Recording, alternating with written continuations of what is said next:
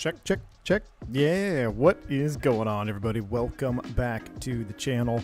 Thank you for going early with me here for a few minutes. We got a little Costco run we got to do. So I was like, hey, let's just start 10 minutes early.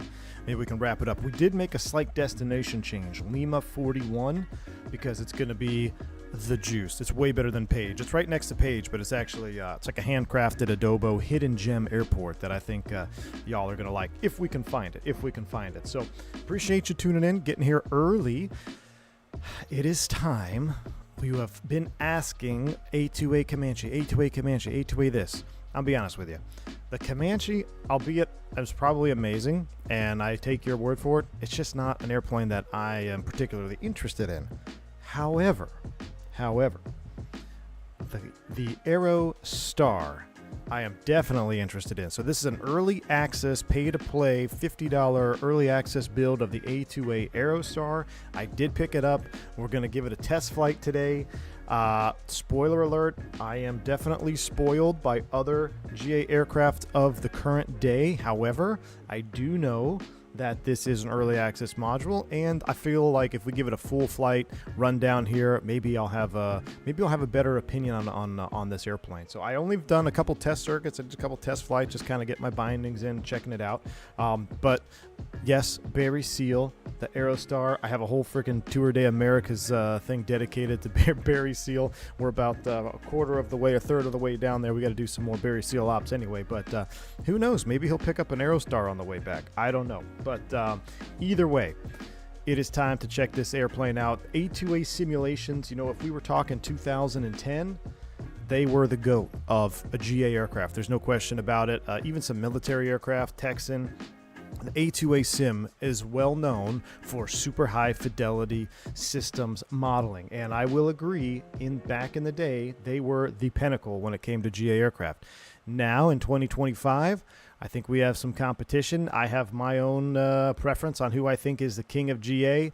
I think it's undisputed in my opinion. But if anybody was going to challenge the undisputed champion of the world, Black Square, especially with the Starship, it would be A2A Sim. So let's give it a shot. Let's see what they got. Remember, this is early access, so things are subject to change, and I hope we continue to see updates on this, because the aircraft itself, just being an Aerostar, I think would be super awesome to be flying around in the sim. So I really do hope this airplane gets polished up, and we'll get to see a final product soon. But here we go. River13, thanks for the 60-month support, man. I appreciate it. Sure. He says, got to step away for a few months for some adulting. We'll be back for the best streaming real life, allegedly. Hey, River13, take it easy, man. I hope you can get on track, whatever you need to take care of. But we look forward to seeing you when you return, man. Thank you so much for the support. Alexa Rastas, 50 months as a background lurker. Once again, ciao from Finland. How's it going, Alexa Rastas? Good to see you here. Sean says, A2A has always felt more alive. Why is that, Sean? I'm genuinely asking. I want for the hardcore A2A fans out there, I want you to tell me why you think the A2A feels more alive, why you think it's the best, because I'm genuinely curious. I have not flown A2A aircraft since, honestly, I think the last time I flew them was in FSX. I don't think maybe some P3, maybe I had something in P3D. No, I don't think so. I think I kind of stopped the GA stuff after FSX. So it's been a while, but I do know what they can bring to the table. So if you have a favorite thing or feature of A2A, let me know, and we'll take a look at it. So let's do our first little Barry Seal walk around here. So here is our bird. Let me make sure my sim sounds are up. They appear to be way down. Yeah, let's juice up the sim sounds. Black Square came out swinging and set a standard. I agree, Nabil. Zach says, because the engines have a per cylinder simulation, every engine is unique. Really? Well, I mean, I like the sound of that. Let's check it out. A little low FPS animation there. I know it's early access. Here we got our door open. Now I did check this out. We'll come out here. We'll do a little pre-flight. Pop the oil. I wish I needed a step ladder here. Barry's not quite tall enough. Let's take a look at our oil temp. We are sitting on the ground in Casa Grande, CGZ. I can barely see the oil line there when the light shine it. There it is right there. We do have oil. We're sitting in the ground, Casa Grande, and we're headed up to close to Page. So we'll do a little pre-flight check here, and we're going to kind of go along this flight as if somebody just handed me the keys to the airplane, and we're going to, how do I remove the chalk? someone handed me keys to the airplane, and we got to plan a flight up there. Strictly VFR. We have no GPS on board as well. So we'll do a little walk around here, and we'll test this out. Now, you can go ahead and check the fuel to the tabs. Yep, fuel's to the tabs. We'll go ahead and close that back on there. I do love that. I think it's neat being able to do this. No wing spar through the cabin. Yeah, we don't. Well, we're gonna have to see if we have $1 million hole. I don't think we have one. Now, this is cool. This is the center tank. I need to get into the POH. I'm not sure the fuel burning procedure. I'm not sure if the center tank is treated more as an aux tank than anything. Oh, look, can you sump the fuel? What is this? Why do we have a fuel sump right here? What? That's a fuel sump. I don't know how to... What? Hey, you're not supposed to dump that on the ramp. It's against APA rules. So, yep, we have no water in the fuel. That's pretty cool. So we would check all the fuel sumps. Okay, I'm not gonna lie, that's pretty cool.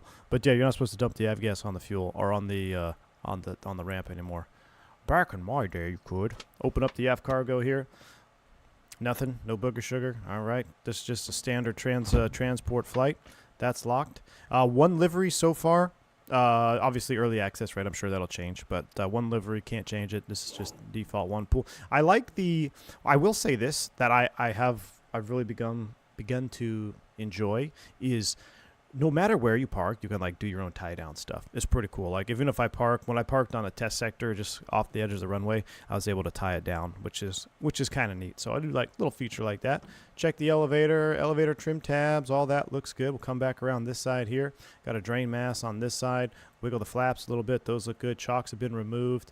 Static wick, that all looks good. We got any fuel in this wing tank? Yep, looks like it's up to the tab. Now, I'm going to have to adjust it. It is persistent. It is persistent fuel state. Have you seen the Aerostar with jet engines? I have, Mickey G. That thing is wild looking, man. Maybe we'll get a jet engine Aerostar after. Let's go ahead and check the oil on number 2. Good sound. I mean, good sounds right there. We got just under 9 quarts. Now, does this actually burn down? That'd be really cool. So we're just under 9 quarts. Remember this. Someone have to screenshot this. We'll check this when we come back or when we land. Now, what happens if you leave that out and you start the engine? Do you piss oil all over the place like you would in the real thing? All right, that looks good. Engine looks good. I think we're ready to hop in, chat. I think we are ready to hop in. Now, we probably could have done a lights test. Wait, why is there a... Maybe I'm clicking something through the cockpit. I'm not sure. All right, let's hop in to the Aerostar. Now, my first impressions of the cockpit panel, this is one of the turn-offs for me. Aerostar has been very consistent in what their panel looks like since 2010, and I kind of get the same vibe. The glass looks cloudy. It looks kind of 2D and flat. It looks very reminiscent of the days of old FSX. Now, it's not a knock. I know it's early access. I hope that maybe they can refine that a little bit. You look at the panels of, say, the Duke. It's just so meticulously detailed and modeled that you get spoiled for sure. But that was my one initial, when I sat in this cockpit, I'm like, okay, I mean, if you flew FSX P3D, you know what I'm talking about, right? It's just kind of the same thing. They're not bad. It's not bad. I just, if anything, I think the worst part about it, honestly, it's just the glass. The glass looks cloudy, right? So if maybe we can clean up the glass, because the glass makes the panels look cloudy. But all right, we'll go ahead and hide the yoke for right now. Let's go ahead and close up the cockpit door. Oh, no, I didn't mean to do that. Let's do this. And how are we going to close? We'll do this up here. I'll get all latched in. Boom. We're locked and safe. Okay, so we're going to plan this flight straight up VFR. So the A2A manual right here is pretty cool. It's 95 degrees in the cabin. It's hot. We got checklists. We got all this stuff here. We'll look over that. Controls, fuel, and payload. This is what we're going to look at. So right now we have, we're going to take 2 passengers, and we'll take 2 pilots. So we'll do seat 1 and 2. Does that count as pilots? Wait. Yeah, we'll do that. Actually, and we'll do seats 5 and 6 for CG. All right, so 1 and 2. We'll up these a little bit. We'll do 200 on the front. Well, you know what, Lucas? It could also just be because this is early access, right? If the Comanche doesn't look like that, then maybe it's just something that's going to be a little bit. They're going to edit in the future. Remember, this is. I do understand this is early access, right? So, I do love the persistent fuel state right now, just in my testing. So that's cool. Baggage compartment. Yeah, let's add some weight to the aft baggage compartment there as well. Move our CG a little further aft. Right now, our current weight is 4,900 pounds. Max takeoff is 5,500. So we'll put, let's say, 100 pounds in the aft cargo. All right, that sounds good. 32, 31, 19. That sounds fine by me for our fuel. We got just under 50% fuel. That looks good. Maintenance. My engines have 1 hour on them. Engine analyzer, 1 and 2. They look good. Green electric system. Very similar to the Duke. You know, when it comes to the Duke panel and how that has the all the engine stuff. Now, this is interesting here. This is the starter crank. So it's kind of like a zoomed out view. Or this is actually a side view. You can see 1, 2, 3, 4, 5, 6, and then the analyzer for left and right. Interesting. And this is engine 1, engine 2. So this is like a side view of everything going on here. Pretty cool. Click inspect. Should I inspect them? Let's inspect. Have I damaged landing light? Oh, my landing light's broken. Why does my landing light burn out?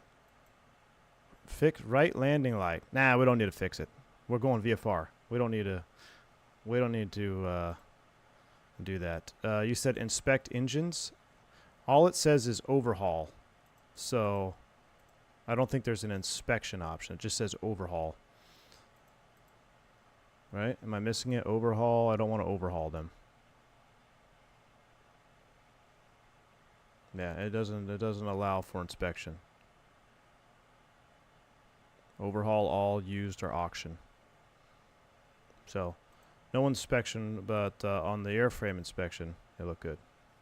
Sucks I missed FS Expo this year. I'm definitely going next year. All right, Drew Smith. Me too, man. I can't wait to meet you, dude. Should be awesome. Thanks for the 8 months of support. I'm already looking forward to next year's Expo. That is for sure. All right, fewer landing lights, less chance of DEA. That's very true. Won't be able to spot us. All right, let's do a little bit of flight planning, though. So real quick, while we're cooking here in the it's there. It's above the overhaul. Here's overhaul above the air haul under engines. Overhaul. Overhaul all. Oh, up here. My engines are fine, dude. What are you talking about? I'm a real pilot, dude. I don't need to inspect my engines. Get out of here. All right, engines inspected. You happy now? Let's go to the flight planner, and let's load this up. So we're going CGZ. Actually, and airway destination is going to be Lima 41, Marble Canyon. We're going to add a couple en route waypoints just to kind of give us an idea. We're going to go Phoenix, and then we're going to add a waypoint from Phoenix Flagstaff VOR, but we're not going to necessarily follow that. And then we're going to add the Page VOR, a couple of VORs in there, and I'll show you what we're doing. So what we are going to do for VFR, we're going to depart Casa Grande. We're going to make right traffic. We're going to join highway. Oh my gosh, I don't remember what highway this is. I used to drive down this highway quite a bit. I knew somebody in Casa Grande. So we're going to follow the highway up to Sky Harbor. We're going to go over the Phoenix Sky Harbor. We'll go over the east transition. So we'll cut across the east side of the runways. Once we hit the east side of the runways, we'll continue straight, and then we'll go over the, let's see, we got Camelback here, and then there's a couple other mountains. We're going to cross over those, and then we're going to fly up towards Deer Valley. And we're going to go up the canyon. We're going to follow the highway up until it splits right here. Right here, we're going to see the fork in the highway. And then from the highway, we're going to branch off. We'll track towards Flagstaff VOR. And then from Flagstaff, we're going to track north. We'll actually just track, hopefully we'll be able to pick up Page. And then we're going right here, Marble Canyon Airport, Lima 41, just southwest of the Page VOR. So that is our route of flight. We aren't going to follow it necessarily to the T. Like I said, we're going straight VFR. Over Casa Grande, I'll never forget. I'll never get over Casa Grande. Tango Kilo, what's up, man? Good to see you, dude. I-10, thank you. Yeah, the I-10. All right, that is our route of flight. That's been planned. Let's go ahead and we'll close all that. Let's get this airplane booted up. So I guess I can give y'all the camera right now. We don't really, that's all we got rocking. There's no need to be in secret mode. So for engine starting, this is one thing that the checklist appears to be wrong, and I saw Kip on the ground was dealing with this too. You can't start it with idle cutoff mixture, even though it calls for engine start mixture idle cutoff. It will not start. You almost need 50% mixture to get the engines to start up, to light off. So I don't know if they just need to adjust the checklist. Maybe it's a Microsoft sim limitation or something, but here we go. So we'll get the battery switch on. We'll get the nav lights on. We'll get the beacon on. We'll get the fuel selectors on, 1 and 2. We'll go ahead and get fuel boost on. We'll go ahead and prime it.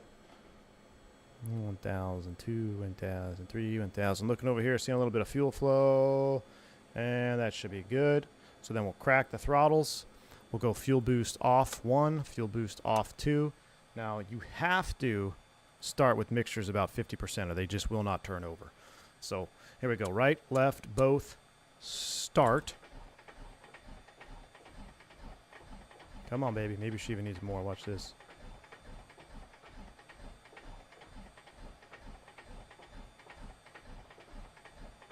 Come on.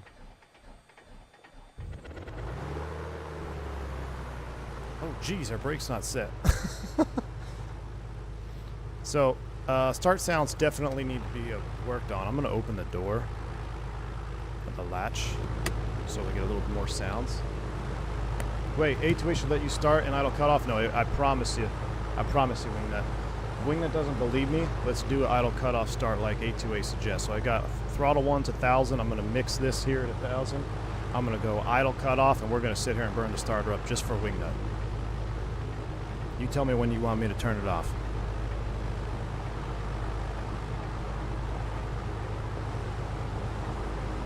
You believe me yet? Now watch this.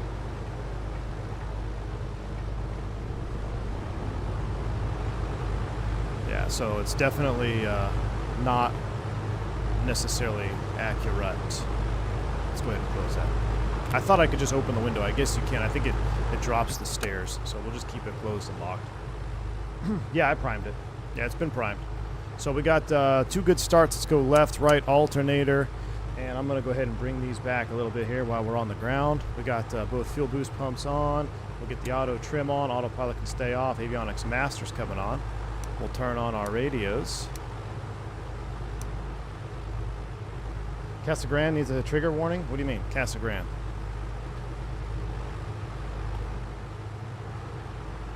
Just booked on the 1900D upgrade. Nice, man. Awesome, Canadian, dude. That's good to hear, dude. I lived in the Phoenix area for 12 years. I'm briefly down near Casa Grande. Yeah, I dated someone in Casa Grande. I used to fly down here quite a bit, too, for training. All right, so Phil, no, we're not going to do that. Battery is fine. What's interesting is there's no cylinder head temp gauge. It's all digital. Is that how all the commanders are? I kind of wish we had a round gauge one. I mean, this is high-tech situation here, but I don't know if that's how the real Aero Commander is or not. All right, so we're all set up. We got 2 good engine starts, 1,000 RPM. I guess we can turn the fan on because it's hot. Let's get the blower on, fans on high, and let's get the pilot airs on. We'll do those, 1, 2. We'll taxi over to the run-up area, and we'll do a little run-up situation. Brakes are released. No ATC online, obviously. We are offline. And we're just going to... actually, I'm on the multiplayer server. I don't know. Let's see what happens, though. Just joined. Do you like the sounds? No. No, I don't like the sounds at all. I think the sounds are definitely working. But, remember, it's early access. It's early access, so I'm aware that they will definitely, probably, maybe be tweaked. Looks like there's a round gauge blank behind the digital one. Yeah, I see that too, Zip. I'm just not sure... if you can toggle that?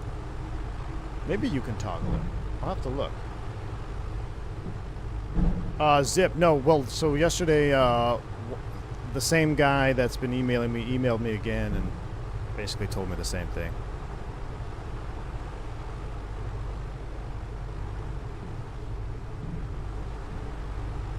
Alright, let's go ahead and pull up here. We'll hold short, and then we'll do a little run-up. Look at the cacti. Lots of cacti out there.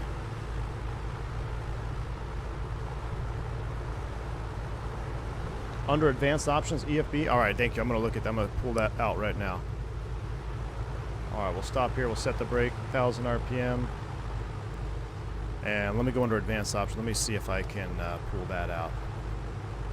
All right, so home, no, flight info, aircraft, controls, advanced options.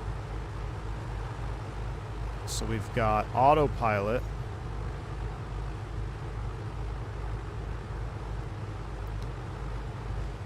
JP, small JPI, turbulence strength. Yeah, I'm not even, what is this even called over here? The small JPI? Is that what it is? Ah. There we go. Thank you. Engine trend monitor. Yeah, there we go. Now that, I mean, hey, it's better than, I think this looks better than that one. So if you're okay with it, I'm going to rock with the small JPI instead of the screen there. If that's okay with y'all. Thank you for pointing that out. That is much cooler. So, all right, we're bringing our temps up. Gallons per hour. Let's go ahead and step through. Use gallons remaining. EGT, cylinder head temps, 300. I think we need 300, right? Is that kind of where we're looking for? 300 on the cylinder head temps. Now flaps, I'm sure it's in the manual, but we're going to set just about 15 degrees. And when I flew Chieftains, they would tell us, because the flap was the same thing, you would displace the aileron, and then you would match the flap position with the aileron. That was if we were going to use takeoff flaps, that's how we would set the flaps. Now, obviously, from the cockpit view, you can't see your flap position in the Aero Commander, so I'm sure you could do flap 0 takeoff, or actually looks about 25 degrees, but I'm just saying, different airplane, different SOP. That's what we did. It was kind of cool, because it was the same style of flap lever, right? You push it down, they deploy until you stop it. So, displace the aileron down, match the flap position, and that was our flap setting for takeoff. Because we actually, on some of our aircraft, we didn't even have... no, we did have a flap position gauge. Yeah, we did have a flap position gauge, but it just said up or full. So you kind of just had and it kind of moved through here. So, Canadian says I use about 5 seconds. That sounds about right, Canadian. I think, you do it over and over again. You'll get used to it. But, all right, so flaps are set according to my old school way of setting them. Probably incorrect. Let's do a little run up here. So we're going to go mixture full rich. Let's go ahead and run the engines up here. We'll go up about 1,500 RPM.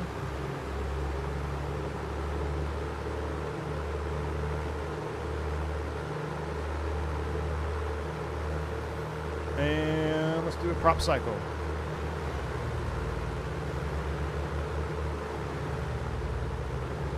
That's super hot, so we'll only do 2. Gonna drop an RPM in both engines. Let's do our mag check. Left, left. Back to both. Looking at the drop in RPM, going right mag, back to both. Back to both, coming back down to 1,000 RPM. Looks pretty good. This is going to be an epic departure leg. Oh my gosh, yeah. No departure legs on this one. What we can tune, though, is the Fenix VOR. We're not going to track it right away, but Fenix VOR is 1156, and that's going to be roughly towards the north. Now, our DG is way off here. Look at this. We're going to slave. How do we slave that sucker to that? Because we need to be at 320.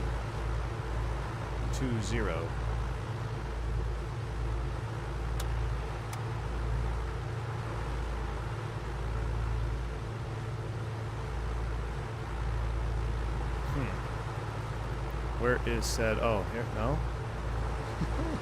Where is the DG set? Well, that's peculiar. I haven't seen that since DCS. Well, while I'm looking at it, let's put the transponder on 1200.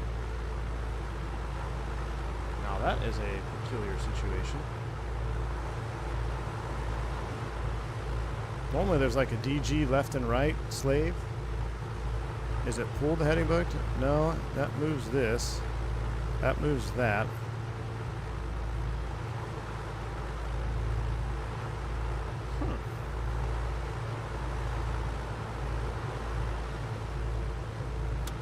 turn it off. Oh, there we go. I can move it. There we go. Yeah, you're right. It's like click and drag. Okay, so I pushed it in. Now we can set it. So we're going to set 320. There we go.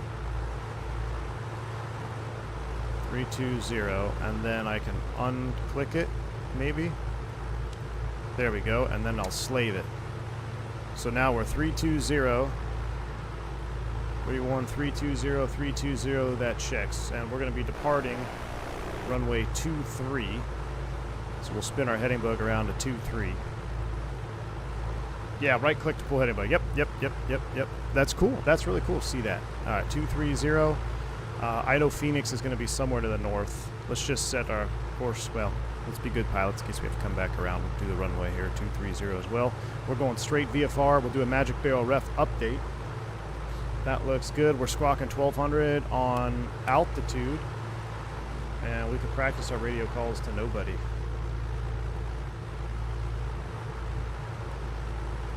Casa Grande traffic, Aerostar 357 Bravo Sierra departing runway 23. Be a right downwind departure, not a departure leg departure. All right, autopilot can stay off. Auto trim is set. Trims are set for takeoff. We got all neutralized there. 000 AP's off. Let's go ahead and turn the blower off for takeoff. We'll get fuel tank pumps on. Brakes released. Landing lights left and right. Cabin light can stay off. And strobe lights will come on. No prop heats required.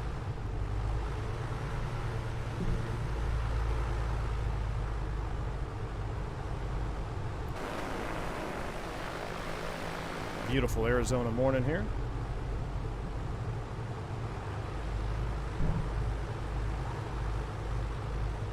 Boost pumps are on, Matthew. Boost pumps are on. All right, runway 23 checks. Let's go flying. Oh yeah, the landing light was broken. Oh, the right landing light's broken. Look at that. That's cool. Right landing light is broken. All right, there we go. Let's go flying.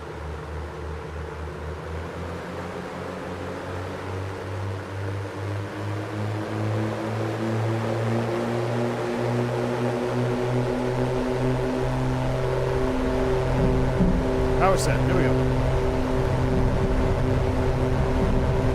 A little squirrely on the ground. 100 knots through red line. Nice easy rotation. Positive brake. Gear up. Fly. Weather vane in the wind there. No runway remaining. We'll treat it like a Vision jet. Flaps are coming up.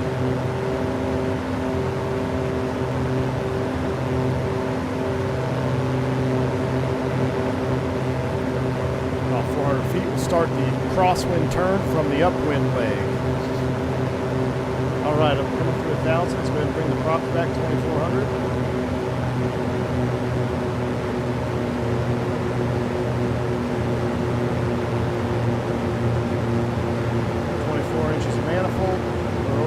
Cylinder head temps already.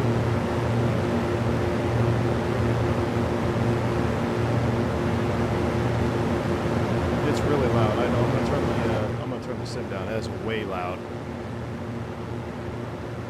Cylinder's up to 403. What I find interesting, there's no cowl flaps on this. Oh, there's ANC in the tablet? Oh, dude, all right, I'll check that out here in a minute. I just turned the sim down. Let's get some airspeed going. Power's coming back.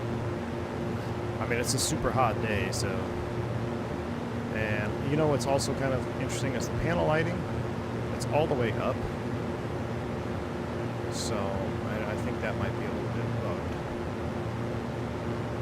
The cylinder heads are coming down. Click the headphone jacks. Oh, nice, dude. Thank you. Very cool. So we got the headphone jacks on. We're at 3,000 feet. We're looking between 120 and 160. Our CHTs are coming down. They're over 400. Now, am I correct? There is no cowl flaps for this, right? I looked all over the cockpit for the cowl flaps. I didn't even see it in the checklist. So there's our highway right there, chat. So we're going to follow the I-10.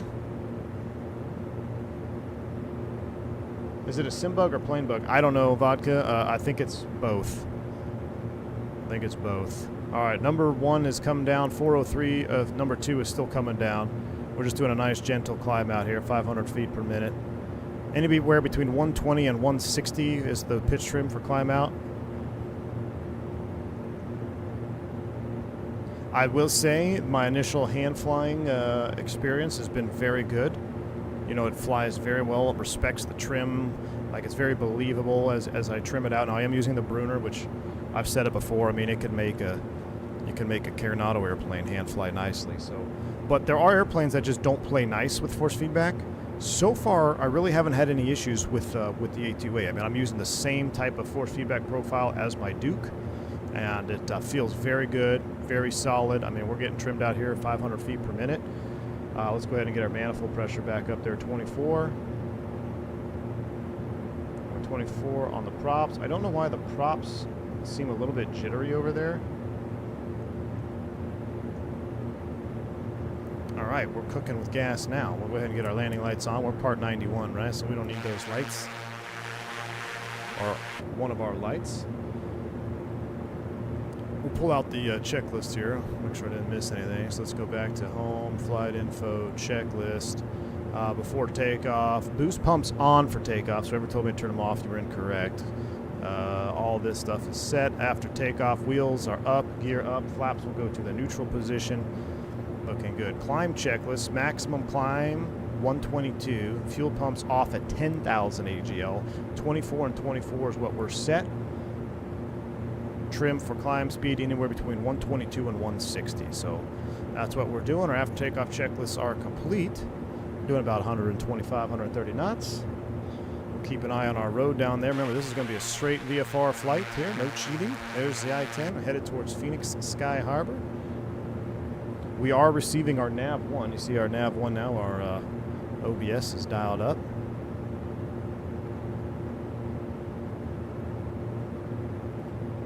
Not as loud as you remember. Oh, it's I got the ANR on. Check this out. So if I put my sounds back up to where I normally have them from the stream, they're like that, and then we can put the headset on, which makes it really nice, actually. It's really nice. Ziggy says it seems like it's not ready for prime time. Unusually reluctant to buy early access. You never what bug is permanent or will be corrected. Yeah, you know, am I mistaken in thinking that this is one of the first like early access pay to play that A2A has done? I don't remember really seeing. It's been so long though. Like, I mean, does A2A normally do a paid early access? I'm not sure. It's definitely I can understand the hesitation. I can understand the hesitation for anyone buying early access. But I'm interested in this aircraft, so it is my civic duty to purchase it and stream it for you. But yeah, when I saw that it was available for early access, I was kind of surprised. But yeah, the panel lighting, unless it's burned out or I'm doing something wrong, I can't get it to really make a difference. So there, I've got them both turned completely off now. Instrument panel lighting really doesn't seem to make a difference.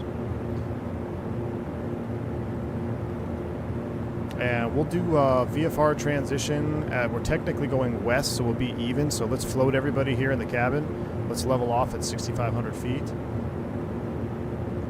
Because we're going to do a VFR transition here at 6,500. I'm going to get it trimmed out. I was a little late on that, so. Leave our power as is for right now. Let's get back down here and get her in trim. 65 hundo, right about yonder. Now I wish, you know how I wish there was like an autopilot click spot up here, so you don't have to look down. But I'm gonna turn the master autopilot on. Then we're gonna come down here, and we're gonna go autopilot on, altitude hold, heading mode. Let's see how it does here.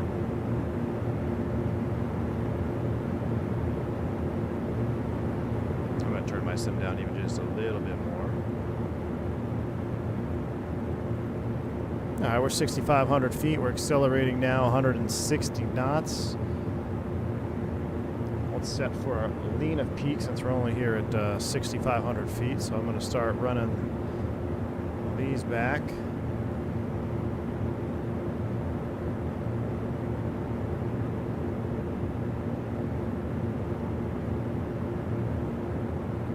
Nice and easy.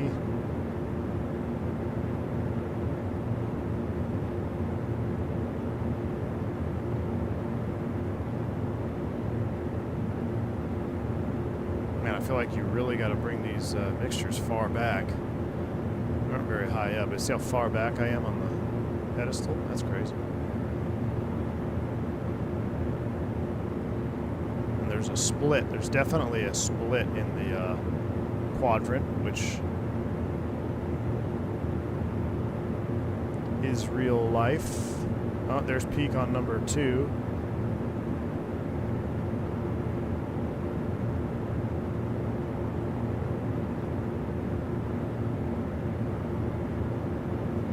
I'm doing 2 things at once here. I'm trying to enrich at number 2 and still lean number 1. There's peak on number 1. Alright, so now we'll run them up a little bit. We'll leave our power set for the transition here, right where we set it. It's fine. We'll sync up the manifolds. Should have done that first. Let's get a little more mixture in there. And now we're looking for Sky Harbor. So we're doing the VFR transition at Sky Harbor. Basically, we're going to follow this highway, and then we're going to go towards the threshold side. All right, number 1 and 2 are pretty much close to being leaned out for right now. 50-50 aside, looking good. We'll step back to normal. We'll just monitor EGTs. Looking good. Let's come to the right here. I know, I was afraid the engine was going to shut down. Man, this is a beautiful. I set the sim time back, so it's, what is it, 6:30 in the morning now here in Phoenix. Look at that. Is there a master panel lights button? Well, you can test the master panel lights right here. That's it. Oh, you mean like a master switch for this? That's a great question. I didn't see one. They're all, I mean, you got the cabin light switch down here, which those work. But unless there's a master cabin light somewhere else that I didn't see, I'm not quite sure. The sound is kind of mid. I agree. I am not impressed by the sounds. I'll be straight up honest with you. They're okay, but when you fly airplanes like the Duke, it's everything is going to pale in comparison. Let's be honest. Like the Duke is probably the best sounding piston turbine aircraft that we have in the sim. I mean, speaking specifically to the piston, like the starter strain changes depending on the load, depending on the temperature, hot start, cold start. Like, it's just, you have study level sounds. You know, when Boris Audio Works does your sound, you have study level sounds. That's just the easiest way to put it. So here we are. So it'd be like Sky Harbor, Aerostar 357, 6,500, request East transition. Sky Harbor, or then be a Aerostar 357, roger. Proceed East transition, maintain 6,500. Squawk 2210. Squawk 2210, maintain 6,500 East transition for Aerostar 357. So this is pretty cool. We're headed right towards the departure, and I'm actually a little bit too tight here, a little bit off. But this is a VFR transition that I did countless times when I was instructing down here in the Phoenix area, and it was always so cool to look down right over the top of Sky Harbor and see all the airplanes, see all the real airplanes. You know what I'm saying? All the jets down there and stuff. So it's cool to recreate this in the sim. Aviation Blaze, thanks for the 32-month support, man. Appreciate you. I think cabin lights can be controlled in the EFB. You know what? It all can be controlled in the EFB. I'll take one more look at it. Virtual Flight Diaries here as soon as we get over the transition. This sounds very similar to the Comanche, same with the parking brake audio. I have a feeling they did an old copy-paste. I don't have the Comanche, so I can't speak to that, but I'll tell you what, it would surprise me. Just because we're in that day and age. But remember, it is early access. Maybe there's going to be an adjustment. Maybe they're placeholder sounds. What I don't love either is, I don't know, I feel like the modeling right there with the spinner, maybe it's okay. I don't know. Looks a little flat or low res. All right, so we're coming through the transition. We'll head towards Piestewa Peak, VFR reporting point here. Squaw Peak. Rogside, what's up, my man? Says, when you have a quick sec, I have an operational question for you. Oh boy. Trying to avoid $3,500 noise abatement fine. Well, hopefully it wasn't me. It wasn't me, right? I haven't flown anywhere. Wingnut says, A2A owned an Aerostar. I'd be surprised if the sounds weren't recorded from one. What do you think, unless they crashed it before the sounds recorded? Well, what do you think of the sounds, Wingnut? I mean, Wingnut is the glazer of all glazers for A2A Sim. He's basically the Turk in the U.S. for the FS Labs, but for A2A stuff. So we'll let him speak what he thinks the sound. What do you? I mean, does this sound like a Comanche to you? What do you think of the sounds? You tell me, boss. So we need to go. We're going to head a little bit more left now. We're going to get to Highway 17 up here towards Pleasant. Go ahead, wrong side. Shoot, man. We're just going to be flying. I'm just going to be VFR here for a minute. I got nothing going on wrong side, so fire away if you got a question now. Once we get past the Bravo airspace here, we'll climb up. Actually, we could request VFR flight following and climb up right now if we were real world. Oh, I didn't mean to load Navigraph. That stutters my sim. Sadi. That stutters everything when I open Navigraph. Oh, shoot. Let's just go ahead and get rid of you. I didn't mean to open you. I was trying to use the default flight planner. There we go. So DVT, and then these shelves right here, you would have to wait until you were above those shelves to climb up. But we can simulate that we have, that we're getting flight following on the same beacon code of 2210. So in that case, we can put attitude mode on and we'll go pitch up a little bit and we'll start a climb up. As we start to climb, I'm going to go ahead and get a little bit of mixture in. We're going to run the manifold pressure up to 24 inches. If we can, we're pretty much maxed out right now. So that's all the juice we got. It's just naturally aspirated engines. We'll increase the pitch a little bit. Looks like number 1 has got a little more juice than number 2. A little bit of split there. But we'll just do a nice easy pitch up. Looking for 17 off the nose. There's Highway 17, I believe, right there. That's what we're going to follow up. Wingnut says they're definitely not Boris, though. You know what else isn't Boris level is the engine start sounds, too. Avapollo says, I'm saying fly the Duke south, do a couple flights in this, and then Starship back to the U.S. Maybe. Again, I am very open to the fact that I understand this is still early access, so there could be some changes, you know. So I'm just saying, in its present state, in the early access state, the sounds aren't bad. I'll say this: they're not bad. I just think they need to be enhanced a little bit. You know, whether it's the outside sound here. Maybe the sound cone, you know, however the 3D sound works or whatever, needs to be adjusted. I'm pretty sure they'll fix the panel lighting. I think that's just kind of an early access bug. And I don't know if A2A will ever see this, but do you guys agree with me that the glass looks cloudy, right? I think if we could change the transparency of this glass here so we get a little bit more pop on the color of the instruments, I think that would go a long way. I can't remember what other airplane had this. There was another GA airplane, I think, that kind of had the same thing going on. But because the overall panel, I mean, I'm totally fine with the overall panel. It looks fine. We got the little wear down here. I mean, it's great. I mean, it's fine. It's plenty good. But the instruments themselves, we need to clean them up a tad. And who knows, that could be, maybe that has something to do with the lighting is kind of messed up too. I don't know. It's FSX-esque, exactly. Kip on the ground, good to see you, man. He says, I watched it. All right, Kip, what do we think now? Kip on the ground had never seen American Made. Never seen it. I said, you have to watch it before you come back or I'm going to ban you. He was up till 2 a.m. and I loved it. Beautiful. See? I mean, American Made is like the Dukes of movies. I've never had anybody get the Duke and come back and say the Duke sucks. Just like no one's ever seen American Made and said that movie sucked. So now, Kip on the ground, you'll understand the Tour de Americas with Barry Seal. All right? Now it's not putting 2 and 2 together now, right? So who else used to use their shirt to clean the dial glass? Oh, yeah, dude. All the time. All right, so we're trimmed out for 500 foot per minute right now. We're doing about 150. Yeah, 150 in the climb out.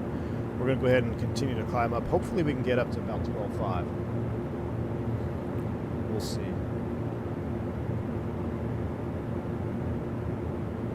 Keep an eye on the fuel flows here. Let's actually pull these back a tad. There we go. Leaning as we go. Kip finally understands. Fantastic, dude. Wrong side. Okay, so here's the wrong side. Is asking a $1 million question here. For S&A, says do not pass noise monitor before 700 feet. The monitor is located on a 5-mile final. They touch down at... Oh, do not pass before 0700. The monitor is located on a 5-mile final. They touch down at 0700. How long do you think it takes to go 5 miles at 140 knots? I'd say roughly 1 minute. Yeah, I mean, it must have been right at 1 minute. Now, wrong side, I think there's also multiple sensors, dude. There's not just one sensor. So, I've seen the graphic. I think there's like half a dozen, maybe more, noise abatement sensors. So, maybe it was another sensor that they were recording from, but I mean, it could be down to a minute. But I think you're right. You could argue that, say, hey, they landed at 0700.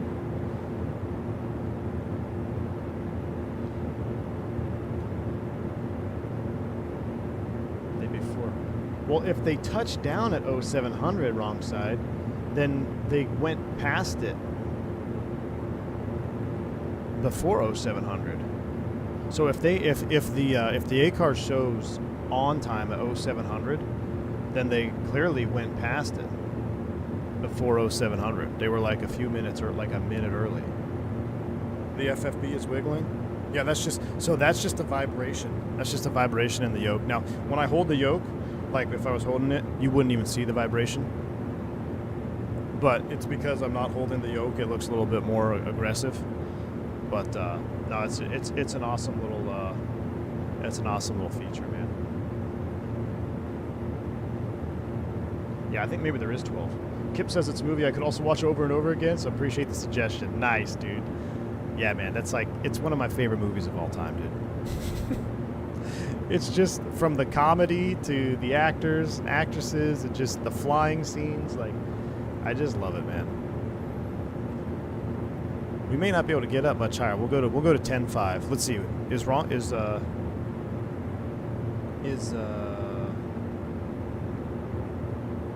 Where's the guy that always complains about my altitude and direction of flight? He's not here, right? So we'll go to 10.5. West is even though, so we'll be good. We'll be good for now. But we need to follow this highway, so we're on the highway. We don't want to get too high, or else we won't be able to see the highway. We're looking for the split in Highway 17 here, going north.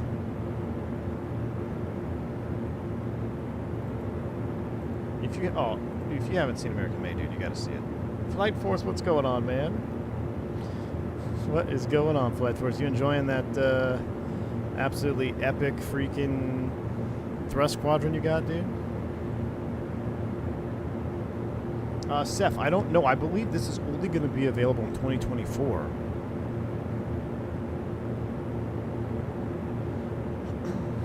Wrong side says, yeah, we are just trying to find a way to fight it. It's so close, but I'm sure we can find a way to win this.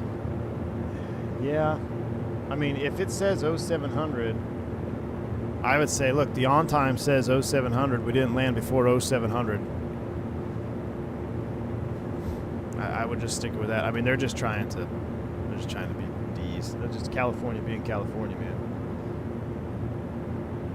Lucas says, I just watched it last week. Then made my brother watch it and watched it again with him. Nice. Urtrasil, this is the Brunner force feedback yoke. It's fantastic, man.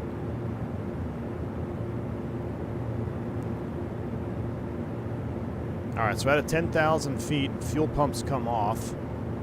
Verify fuel pressure. Verify fuel pressure. Looking good.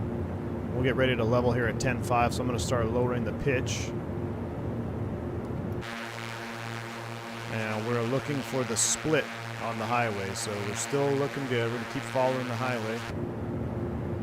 Here comes 10.5. We're sub 500 feet. So I had this exact autopilot in a lot of GA aircraft I flew, flying freight. So below 500 feet to your level off, right about I think it was like 50 feet prior you hit altitude hold. I think that's what it was. So we'll hit altitude hold, power set. We're going to let the airplane accelerate, and then we'll lean for rich of peak. My son is nearing instrument oral and check ride. Ooh, Anthony Teal. Any advice for him on those? Well, instrument, the good thing about instrument is pretty straightforward because you know exactly what needs to be done. It's very clear cut with the maneuvers and especially the oral. Like it's going to be very clear cut.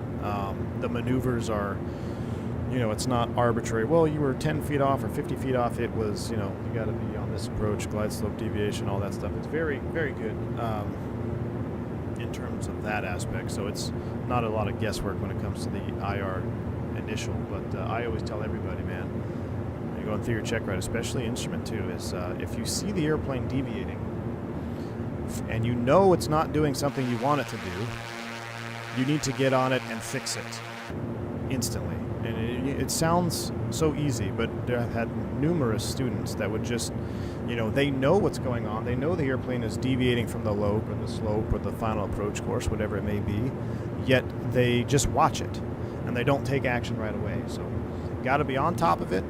Make sure you make those corrections immediately as soon as you see the deviation, and don't accept anything less than perfection, because if you aim small, you'll miss small. So if your tolerance is 1/3 glide slope deflection, and you see your glide slope starting to go up halfway, don't just be okay with the glide slope being half a dot off. Get up there and fix it right away. So aim small, miss small when it comes to instrument approaches is my mentality. Wingnut says SNA sucks. I'd love for them to close that airport and let all those complainers drive 2 hours. LA when it's their turn. Oh yeah, I know, Wingnut. I know, dude. Problem is, I love that overnight, dude. Although I don't do overnights. I do love the SNA overnight. Alright, so I should have bound. I don't have a... Alright, so here we go. So here's our highway. We're going to have to kind of keep using cheat mode here. Keep flying over Highway 17. Alright, looks like we're stabilized. Let's go ahead and lean for... we're going to maintain 10.5. Let's go ahead and lean them out. Let's set our manifold pressures. Let's bring the left one back a tad.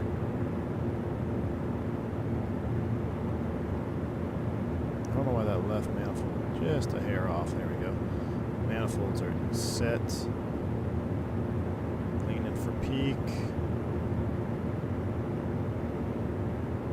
Please don't cut the engine off. There's peak on number 2. Run it back up.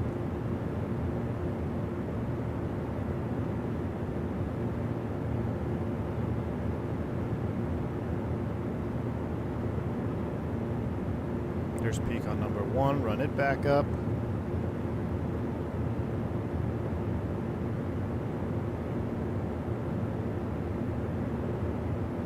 But marsh cylinders.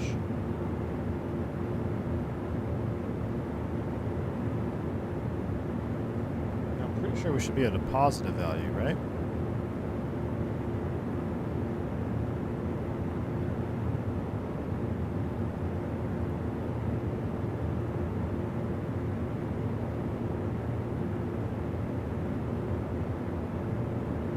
Leaning them out here. Number 1 is pretty much set. Get number 2 locked in. Any advice for commercial check ride? Mine's tomorrow morning. Well, since yours is tomorrow morning, Corey Smith, here's the deal, dude. Review your stuff till about afternoon, late afternoon. And then after that, if you don't know it by then, you're not going to know it tomorrow. So relax.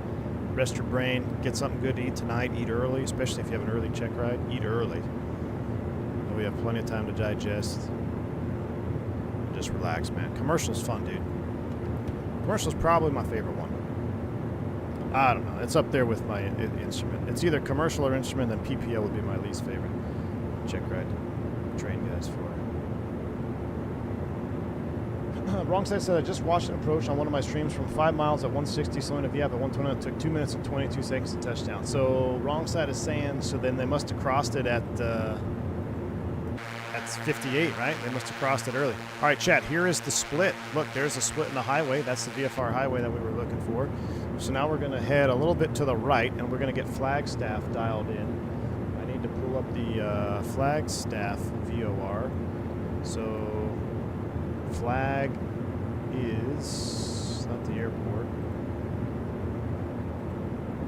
Flagstaff is 111. No. Frequency is 113.85. 113.85. We'll center the needle. We're going to proceed direct to the Flagstaff VOR. We're getting bumped around, that's for sure. That looks good. With the track, we'll go ahead and engage nav. Track that. After Flagstaff, we'll just get it dialed in. Is page VOR is 1645. We'll put that on number 2. 1645 is on number 2. Beautiful. So we flew right up to the split in the highway, right there. Now we're going to track towards Flagstaff, which is going to be the tall mountain over there. Now crossing at 10.5 is going to be, we're going to get pretty tight here. We'll see. We are navving. We're looking good. Let's go ahead and set 310 pilot camera angle here. Actually, it's kind of cool to do this angle like that. We should do a little cabin tour as well. We'll do that here next. We'll get a couple of these comments in. I'm hearing a V1 audio echo. You probably have 2 stream tabs open. It's not me. Do you have the... Unless my phone is playing something. No, my phone's not playing anything.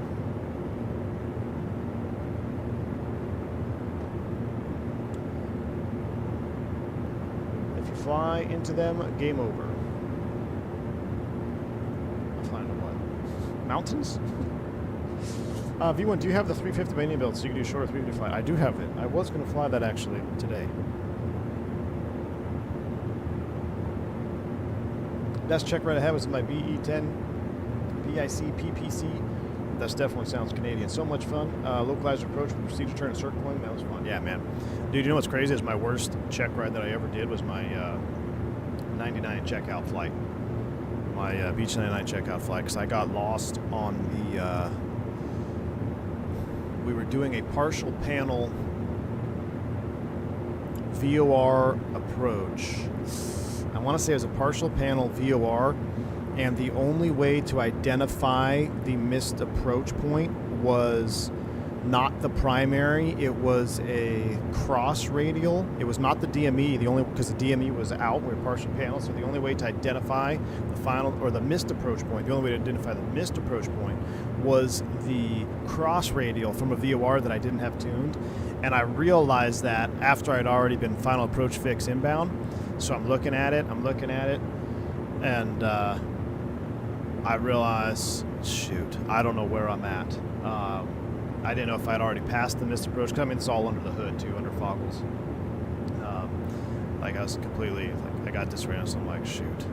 So I played it cool, thinking that, oh, I'm gonna go missed, because I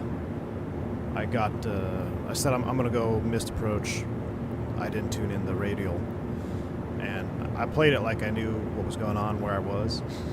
I think I got lucky, but I had not gone past the missed approach point yet. If I had flown past the actual missed, then I would have failed. So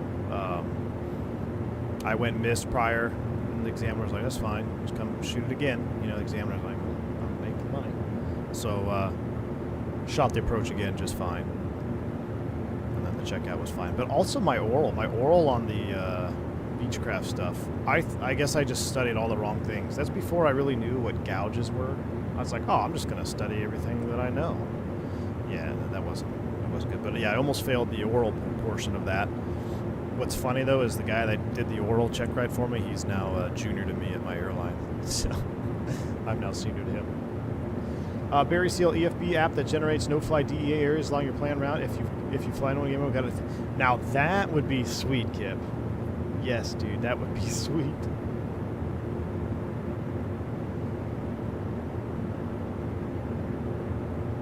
That'd be really cool. All right, let's do a little cabin tour here. Looks like we're tracking the Flagstaff VOR. Now, Flagstaff Mountain is pretty tall, so we don't want to fly right at it.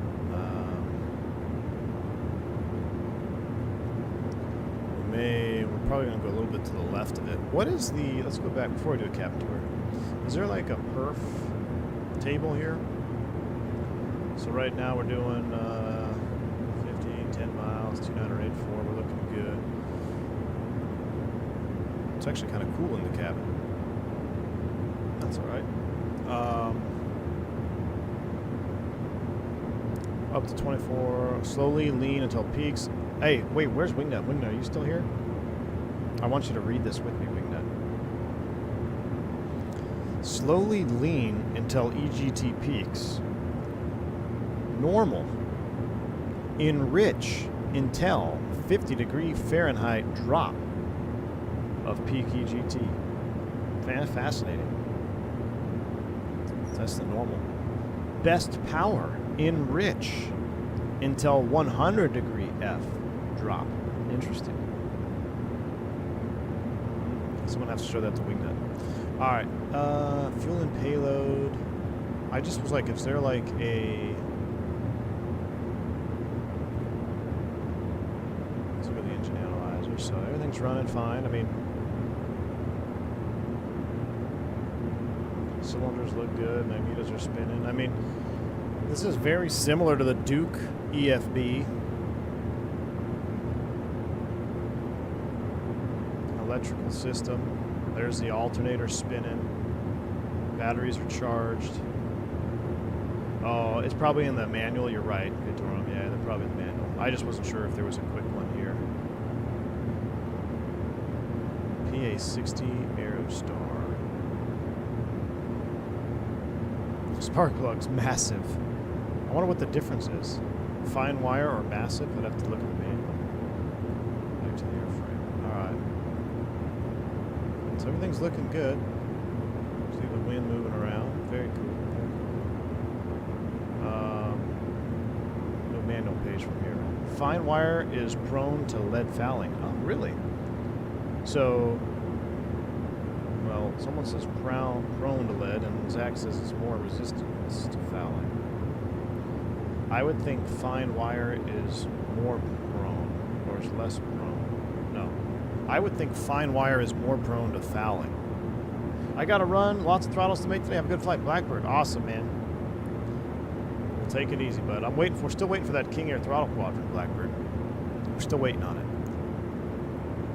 Failures, I don't know what type of failures it has. If you have, like, I don't know if there is a, hold on, I do have that. Where did I see that? Right here. Wear rate and failure rate. My failure rate is norm. My wear rate is 5x. It's all right here. My wear rate is 5x. Maybe I should put failure rate on 5, but I just kind of wanted to fly it like this. Now, we're going to be a little bit tight here at 10.5, I think, going over the mountains. Now, Sedona, oh, yeah, we just passed Sedona, actually. Sedona's going to be off our left. Nope, it's off our right. Look at that. Oh, man, a beautiful morning. It's kind of hazy, though. You can't really see all the mountains. There's Sedona Airport right there. Hold on.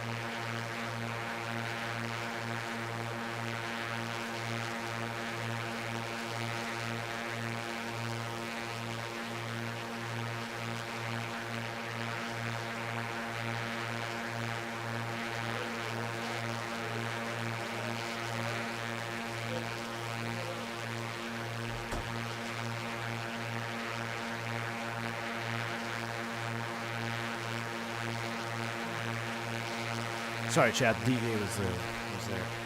No, it's a FedEx dropping something off the HQ for somebody. Your instrument lights are set to 0. Yes, in the tablet they are, because the tablet does the same thing. Watch, if I turn this all the way up, and now I'll go here and we'll go to home or flight info. Where was that at? Controls, instrument lights. Where are they at? Instrument lights. Look, see?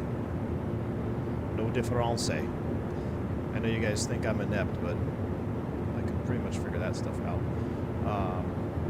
You can also toggle this stuff. Like, instead of hitting the switch, you can use it here. But yeah, there's really no, especially, well, I mean, now it's full-blown daytime, but it really makes no difference on the panel. It makes no difference. These are the knobs right here. So, yeah, I think that's just a sim thing, though, because there's been a lot of airplanes struggling with panel lighting in 2024. I mean, a lot of it. Even the Fenix, like when you spawn in, all the lights are on. You have to turn them on and turn them off. Now that is actually a pretty cool shot right there with the sun gleaming off there. Andres, no, we're doing a test run. We're flying up to I can't remember the name of the airport. Marble Canyon Airport, I think. Lima 41. I got to finish your RJ set and get a tiller with all the handles ready too. Might even have an RJ handle ready. Ooh, might want to make the box big. Blackbird, you're getting me excited, man. You're getting me excited. All right, so as we get closer to the Flagstaff airport and terrain, we're going to climb up here a little bit more. So I'm going to engage attitude hold. We're going to pitch up a tad. We're going to increase mixture a tad. And we're going to see if we can't get a nice gentle climb going. See if we can't get up to like at least 11.5 here. We're really going to stretch it.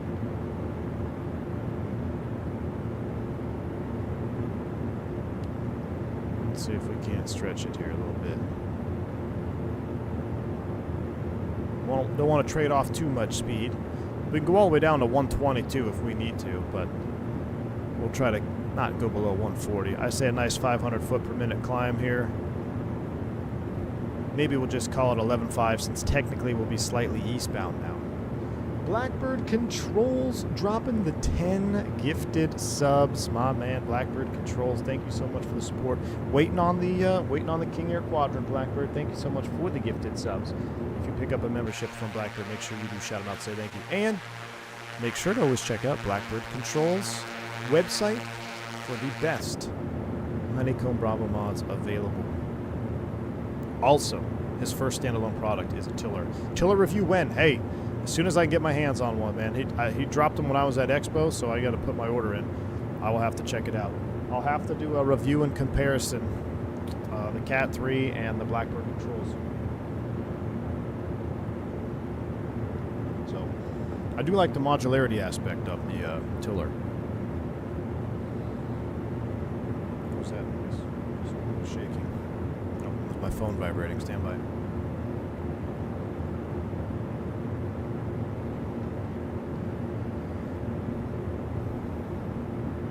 Now, is there, I have to check the manual,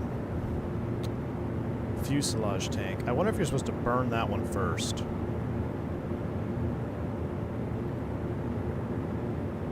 Not quite sure. Let's see, run a heading. If I flip nav 2 on, well, it defaults to heading mode. Nav 2 is also being picked up. Do we have DME in this fancy situation here?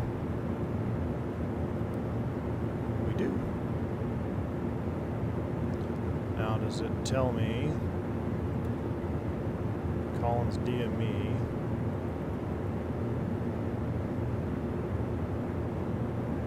Let's do 1645.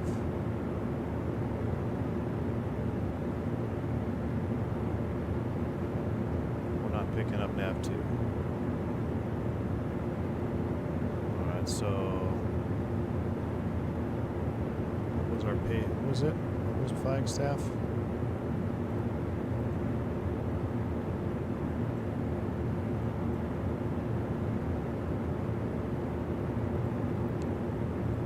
Flagstaff Freak was 113.85. I want to see. So the DME is linked only to nav 1, it would appear.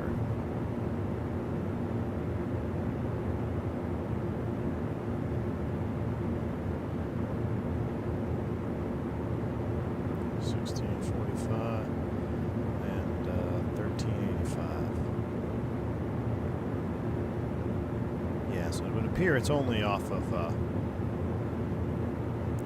1.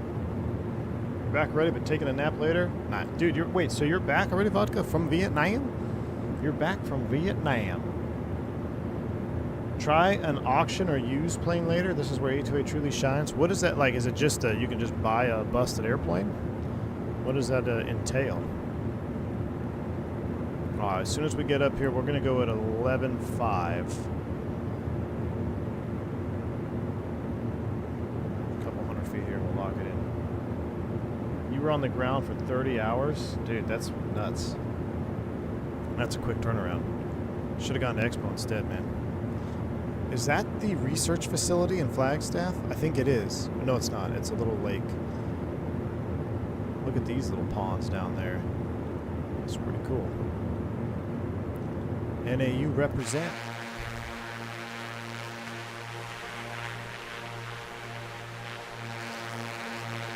Snowbowl, Arizona. Been up there plenty of times. Oh, we're going past our altitude. Let's go ahead and altitude hold. 11.5. Lock it in. It's like getting a plane with a random service record. That is pretty cool, man. That's pretty cool.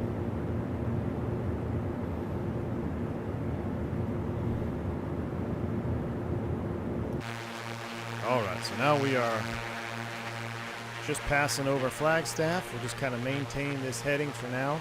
We'll take a look at our approximate heading on Sky Vector. Yeah, I bet that plane. I mean, yeah, you know what does? It's probably going to get it hot too. Is look at. I mean, look at the freaking. You're in a fish tank up here, man.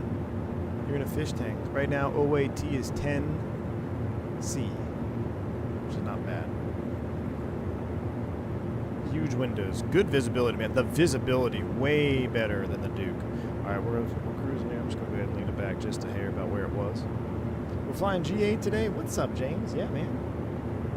We are GA flying, my man. GA flying. All right, let's take a look at the cabin here. Well, we're not going to hit anything. We'll just maintain this heading here. All right, so this current configuration, we've got 4 passenger seats, a co-pilot seat. Pretty standard cabin, nothing too fancy, which, you know, is fine. I do believe I saw something where it said, oh, that's cool. So the cabin lights won't turn on unless you have the master cabin light switch on, right? So if I turn the master cabin light switch on, now the packs can turn their lights on. Yeah, that is nifty. Pretty cool. But yeah, I'm looking for the $1 million hole option and the cargo outfit, which I think I saw a post where they said they might do that.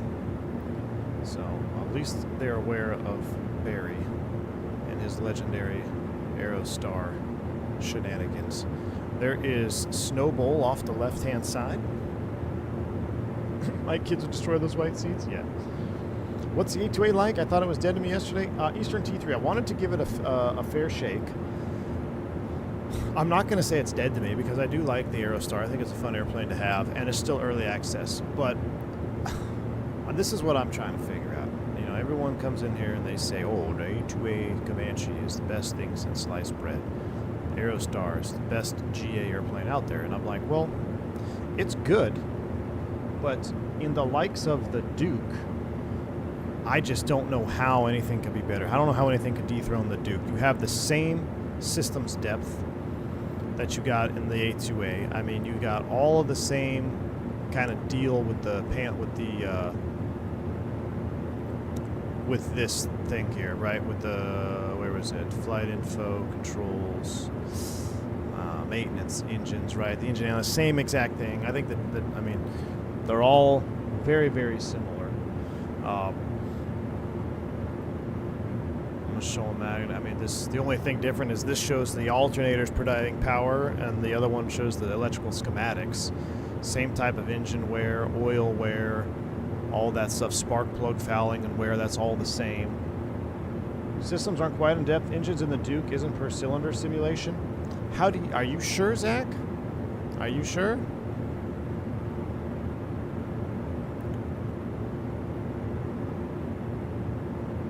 Because it looks pretty similar to me.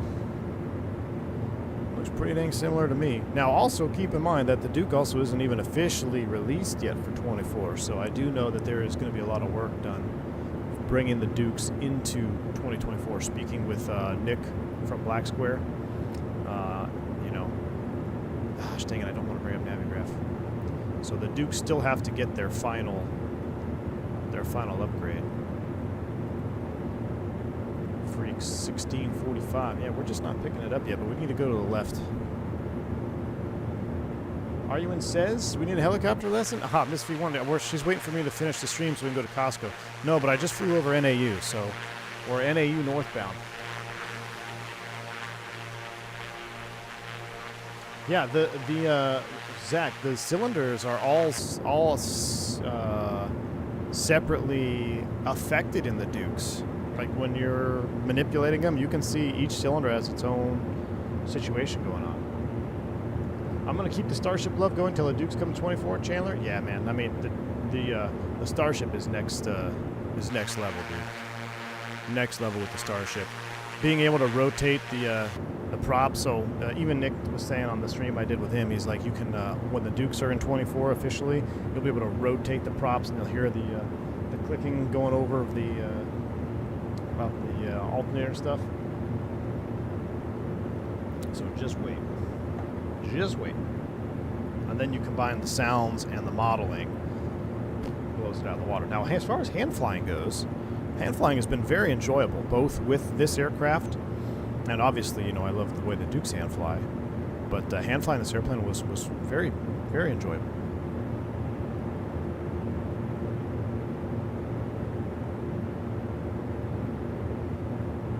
There's per cylinder temp with the Dukes, but not wear. Interesting. Well, you can take your per cylinder wear. I'll take my bore sounds and modeling. As long as my engines will get damaged, I don't care if it's the number 1 cylinder or number 3 cylinder. As long as you gotta treat them properly, that works by me.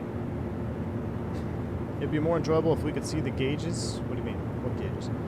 Oh, these gauges, yeah. Dry cleaning for Shirtgate. Enjoy your day. Charlie, my man. Thank you for the $10 super chat, dude. Yeah, thank you. Appreciate you, Charlie. Extra shirts for the old expo next year. Extra shirts, my man. Miss V1 dropped an old Says pic I took on the pink Jeep patio outside your old stomping grounds. Oh, yeah. Yeah, AJ's been up there. Only thing I don't like in this is the engine sound. Beehive vibes on final. Yeah. I wonder if it's final. I don't know if it's final, Kim. That's right, and that's what I was saying earlier. Is I'm still aware that this is early access. Things are subject to change. Yeah, the sound, and especially the startup. I don't know. Maybe I have to go listen to the Aerostar startup, but it just didn't sound very.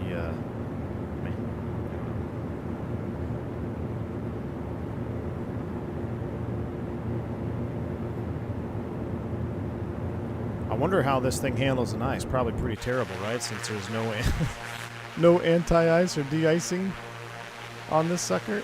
This is a no icing airplane right here. How did I like the expo? Oh, Nabil, dude. Oh, you went on the stream yesterday? Dude, it was epic, dude. I had so much fun, man. It was a whirlwind for me. It was, because I got in late. So I got in late, everything kind of got all jacked up, but it was fantastic, man. Now, I don't like the fact that we are not picking up page VOR yet. So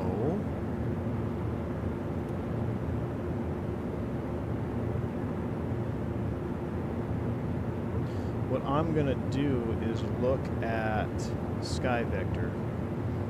I'll pull up my Sky Vector here real quick. Might get a stutter. I'm going to get my myself a bearing.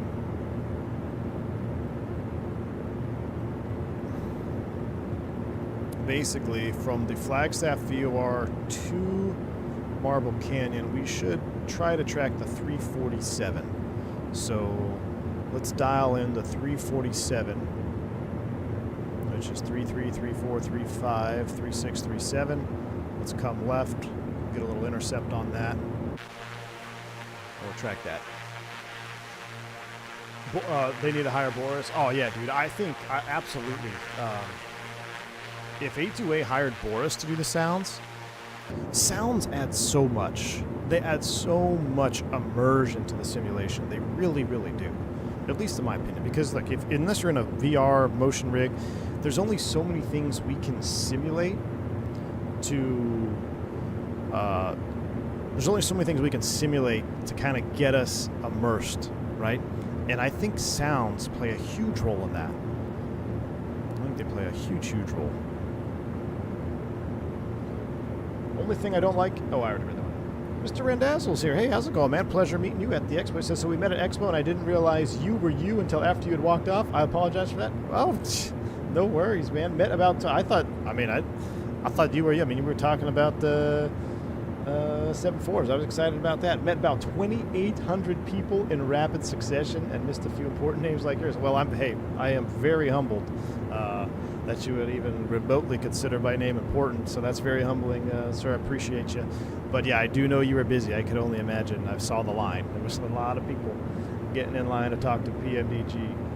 But yeah, maybe it's good that you didn't recognize me because I was definitely a little bit gun shy after crashing an MD-80. And of course, one of the streams that you happen to be witnessing end up balling up an MD-80 in the mountains of South America. So that always doesn't look good on the resume. But a pleasure to meet you. It was awesome, man. And those 7.4 screenshots looked amazing.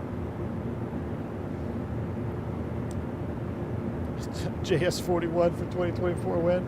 Yeah, Jetstream when? PMDG's working on so much stuff, and we're like, oh, Jetstream. I said, well, we're bringing out a 7.4. Yeah, but Jetstream. Yeah, the Brunner screwed us. I know. So right after that stream, we crashed the MD-80. Brunner came out with an update for autopilot disconnect not functioning properly.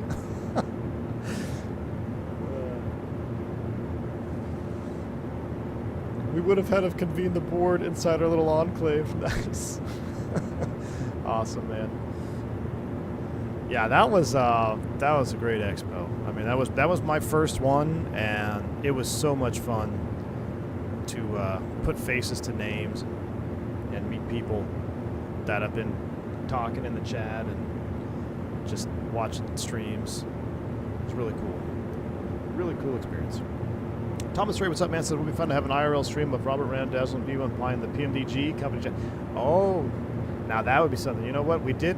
So, I don't know. Maybe when the 7.4 drops, maybe Mr. PMDG could do a little dual cockpit in the 7.4. That would be absolutely epic.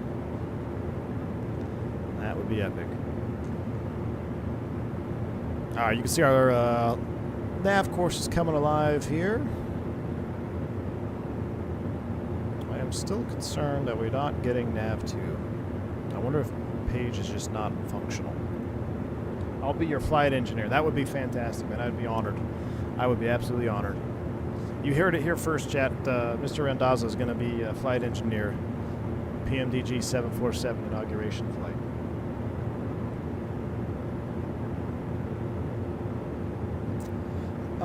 VDRM is less capable than the Duke. Oh yeah, so I mean this is just the straight up twin piston, naturally aspirated, right? The Dukes. I mean we got the turbine, the turbocharged Duke. Right, this one isn't even turbocharged, so definitely a little less capable in those terms. Probably only a 30-mile course on the Azobo. Well, let's see here. I'm looking. I got to pull up my Sky Vector to see. So Sky Vector puts us 100 miles from Flagstaff. So we're 55 miles right now from our destination. So you might be right, Vodka. We might, once we get a little bit closer, we'll just keep tracking this radial And once we get her locked in, we'll keep an eye on the DME. And then I got to go to Costco. Miss B1, are you still here? I got to text my wife. Hold on.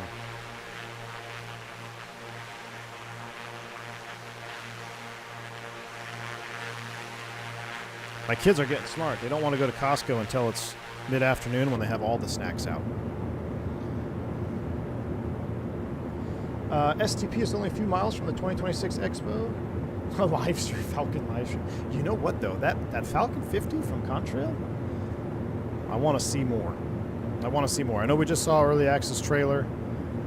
Listen, I am a sucker for all things more than 2 engines.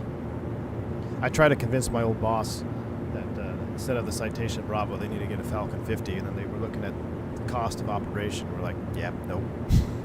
Like, what if we just idle number 2 the whole time? Now they're flying a 2000? No. Whatever the new Falcon is that's a twin engine. I always forget the numbers on it because it changed.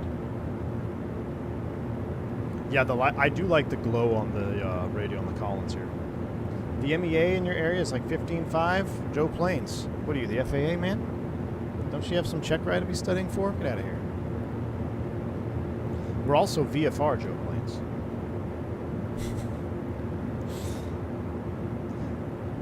These virtual feds joining the live stream. I don't like it. You got to go to Costco too, Zach? Nice. So, Zach, what is your take? Because I know you were a Duke convert, but you were also a hardcore fan of the A2A. What is your impression of the early access A2A? Not Comanche, Aerostar. I want to see what they changed for the final. I think if we can tweak the sounds and fix the panel lighting stuff, we'll be rocking and rolling. That's actually a really cool view right there.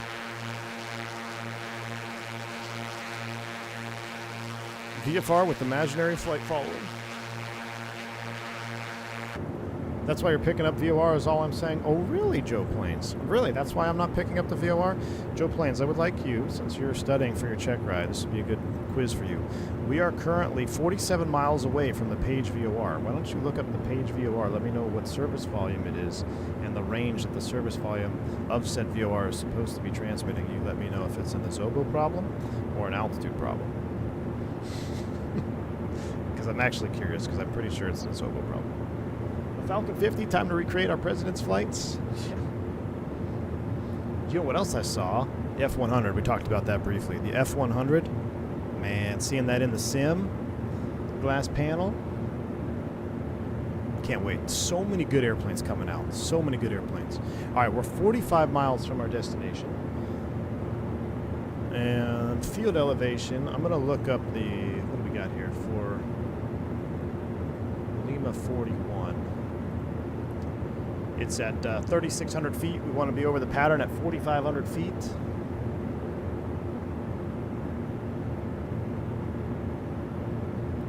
Page is a low altitude VOR. You guys are, hey, Joe Plains is studying here. I'm letting Joe do his studying. You guys are answering the question for him. It is a low altitude VOR? Well, I'm hosed.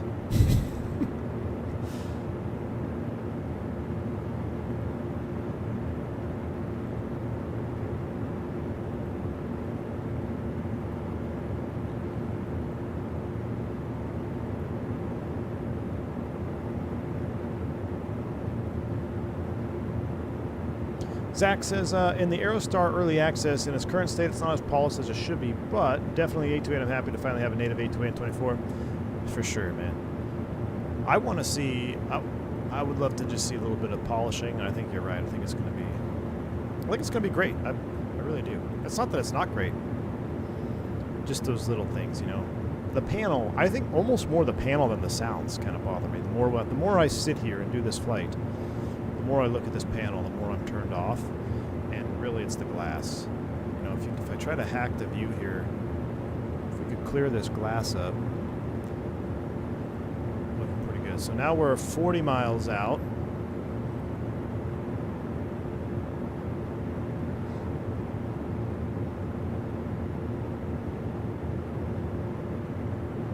Yeah, and to build the F100 release, I'm hopefully it's soon. It was flying full on.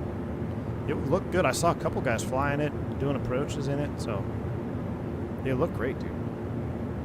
Very FSX Fong shading, not enough PBR sauce. Yeah. Yeah, that's what I said when I first started the stream. I'm a 4500 AGL. We are... I gotta look at Sky Vector, because the Navigraph map, man, it just is so laggy when I open it up in the EFB tab. So we're 40 miles out. The MEA is actually 8,300, 9,300, and we actually went through kind of a not really supposed to fly zone. Field elevation is 6,000, so we're at 11. We're 4, 5, so we're 6,000 feet AFE right now, right? Like 6,000. But the yeah, it's right now we're in a 9,300 foot MOA. No, what is it? What are the VFR grid squares? Not the MEAs, not the Orokas. Is it the Orokas? Off-route obstruction clearance altitude? So I use Navigraph standalone app. Yeah, well, I would use that, but it's just not good for streaming, man, because then I got to open up my second monitor and then the stream wigs out. We should definitely, well, let's see. 3 more miles, and then we should see if we're picking it up.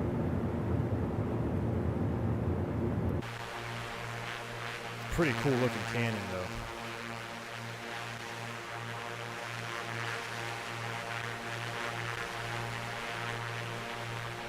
F100 is due out in August, according to Just Flight, when I asked them on the floor. Really? That's 1 month, dude. Listen, I'm planning on taking a lot of August off.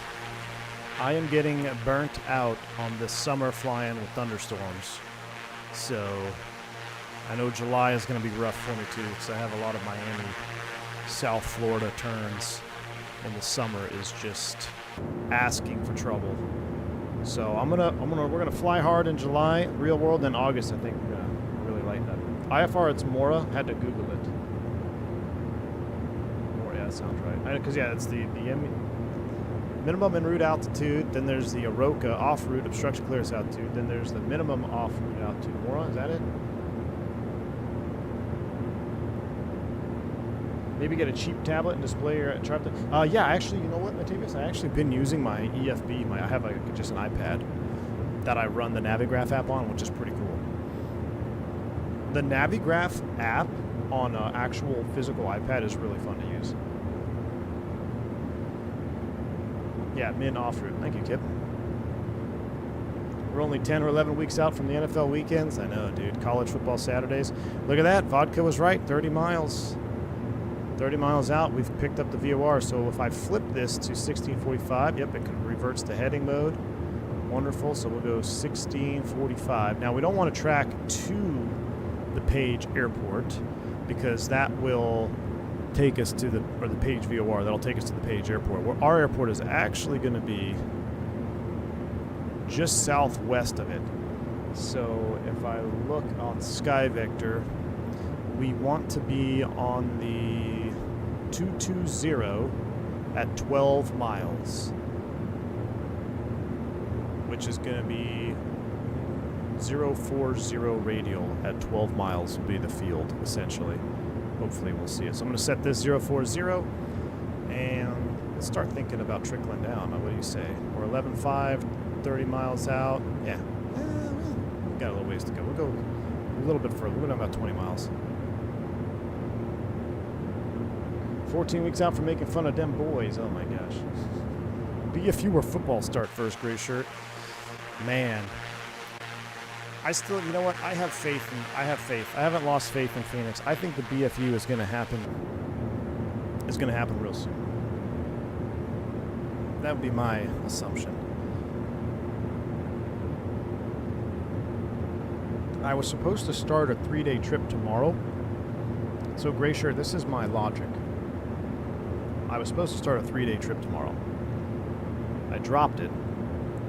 So if anything serves me right, if my memory serves me right, they typically like to release stuff when I go to work.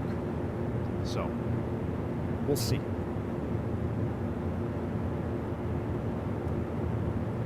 Maybe I'm still holding out. Maybe this week, who knows? If it's, I'll say this, if it's not this week, then probably football season will start first. All right, altitude mode is coming off. Attitude mode is on. We're gonna just kind of get a nice little pitch down. We're gonna remain in heading mode. We're just VFR. Hold on, I gotta text the wife back. They're getting ready. They're loading up chat, so they're loading up for Costco. We gotta get this plane on the ground. What's the field elevation at Lima 41? Anybody remember? I think it's, we said 3,500 feet, right? Okay, so 4,500 foot pattern altitude. 7,000 feet to lose, 21 miles. We're 27.6, but actually we're closer than that. Down we go. We'll leave the power in a little bit. Come back a few inches. Do a little enriching of the mixture. And let's keep an eye out for the field. It should be, so Page is actually out here. This is Page. I can almost make out Page Airport. It's going to be over here. And then our field is going to be down here in the canyon somewhere. I want to say it's right there, actually, right off the nose. 180 on the speed. We're looking good. Keep coming down 1,000 feet per minute. Let's do a Magic Barrel ref update while we descend. Let's get full screen cam on here. Full screen cam is on. We adjust the angle there. Beautiful. Beautiful. Let's get flight recorder. Actually, you know what? I think flight recorder will mess this up, won't it? I'll launch flight recorder. What the heck? It's early access. If we were doing a Tour de Americas in this airplane, we wouldn't do replays. Shiprock, I don't think I've ever seen that low. I've ever seen it that low down before. Normally 400 when I go by Shiprock, really. 400 plus in the Falcon 50, huh? Love it, man. I love it. All right, let's go ahead and start bringing some power off at a 10 thou. Approximately 12-ish miles. I'm trying to see.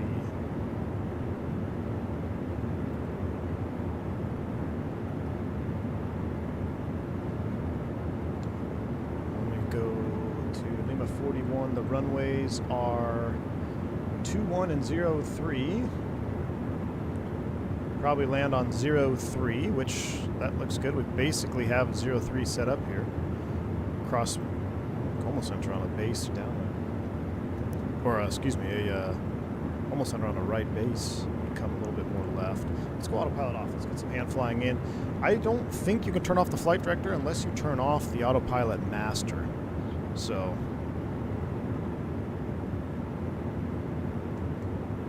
down we go.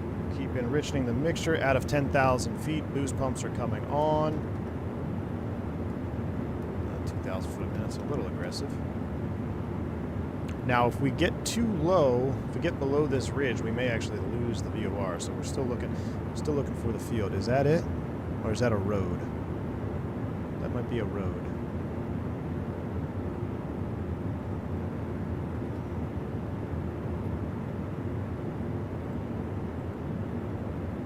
So it's right on the edge of the canyon. Might be up over here. There's a bridge. Delta Fan, my man, thank you for the $10 super chat. I appreciate you, sir. Says just got my Moza AB9 and find the Fenix is now a game changer. Thank you for making the community aware of the nice edition. Hope to see you at the next expo. Delta Fan, thank you so much, man, for the $10 super chat. I really appreciate you, sir.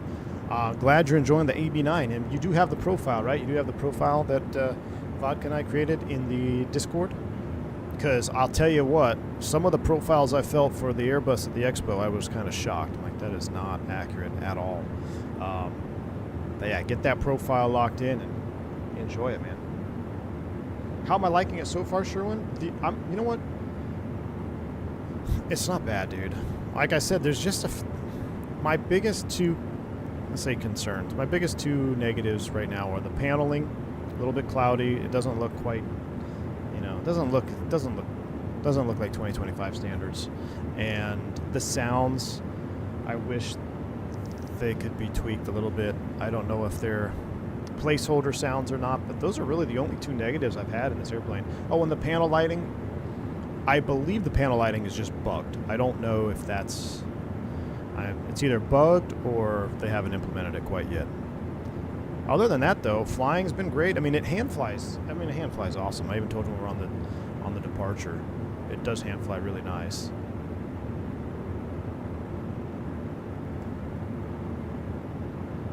Okay, what I was looking at was not the airport. So, chat, it's actually right there.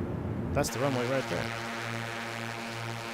Oh, hey, where's Fly Navy at? We're going to enter upwind. We're going to enter upwind for 03. There's the runway. Wow. All right, let me set my course line to be about 030. That's runway heading. We're doing an upwind entry. Wait, if PNDG is still here, Mr. Rendazzo, have you heard of the upwind leg in lieu of departure leg now? So apparently in the traffic pattern, it's called the departure leg instead of upwind leg, and the upwind leg is opposite the direction of the traffic pattern on the other side of the field. I don't know. We've been going back and forth in the Discord about this. So we basically just went upwind leg. We're going to join crosswind to downwind. Oh my gosh. We've been going back and forth this departure leg nonsense. I think departure leg should be used if you're leaving the pattern. But other than that, I've always called it upwind leg, and I refuse to believe anything else. John, upwind is... Well, that's what they're saying in the Discord. But if you look at the FAA advisory circular, it says the upwind leg is commonly used after doing touch and goes or during touch and goes. And the departure leg is used when departing the area. Right? So it's a twofold argument. So not only do we have... Wow, look at the freaking rocks. Look amazing. Not only is it the departure leg replacing what I used to call the upwind leg, there also has been an added segment of the traffic pattern called upwind leg, which what somebody is gaslighting me into believing is opposite side of the downwind in the traffic pattern, which makes no sense to me. Like, why would anybody be on the upwind side of that? I don't know. I've only ever said the upwind, John, same here, but yeah, I've only said upwind. So, I don't know. I don't know. All right, power's coming back a little bit. Props are going to stay where they're at. Whatever. Yeah, this is beautiful. Okay, here we go. This is the official... I got recording started. The official response from PMG says, I heard they changed the names around, but I'm old and set in my ways too. I always thought a departure leg was 45 degree off the runway heading and upwind was 90 off the runway heading. See? I mean, I'm with you. I will never call it I will never call it a departure leg.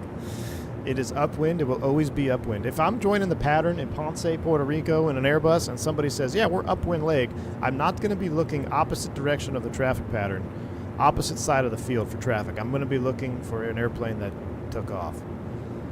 All right, so we're going to have to tell our Discord friend, Fly Navy, if PMDG says it's still upwind, it's still upwind.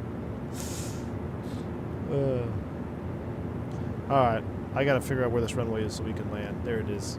Alright, we're below our gear speed, so we'll go ahead and throw the gear first. We'll go ahead and get a few degrees of flaps in and bring it back to neutral. Beautiful. Coming back, 120. So 100 knots is the final approach speed. We got it pretty low out here. There's 4,500 feet. Let's get the lights on. We're looking good. Pumps are on. Mixtures are not quite full rich because we're still up quite high here, 4,500. So I got them just a hair leaned to shallow out this descent. Yeah, it's kind of confusing how they have it, Angry Castlereagh. But if you look at the advisory circular, in parentheses it says for touch and goes, it's upwind. Departure leg departing the terminal area. Wow, we're getting some turbulence here. All right, full flap sim is in. Power set. Props are coming all the way up. Mixture set. 100 knots. Now, this is the only time I have questions on the flight model. This we're fully configured. It's very pitchy. Very pitchy. And pitchy and twitchy. So I'm not quite sure about that. See, I mean, I'm barely moving the yoke, and it's super responsive. Oh, I can't get to that super chat here real quick. Let me land. 100 knots. Power's coming out. Hold it off. Not bad. She is squirrely on the ground, that's for sure. Very squirrely on the ground. Now, the ramp is actually all the way on the other end here, so we'll just roll it. Keep rolling. Roll off the runway. And we're going to go all the way to the ramp area. We'll turn our noise canceling off. Fuel pumps off. Flaps are coming up. AJ, thanks for the $3 super chat, man. I appreciate you. I had to circle to practice product drops. Oh, man. Evening stream, gray shirt, maybe. So the vote technically was the FS Labs Neo. I have a thumbnail made for an Interjet A321 Neo flight. We could potentially do that this evening, but I don't know yet. We're going to run to Costco and see what's up first, and then we'll go from there. Sounds and autopilot need fixing for you, EVS. Autopilot's been fine for me. Sounds, I think, are in need of fixing, yeah. Here's my marshaller.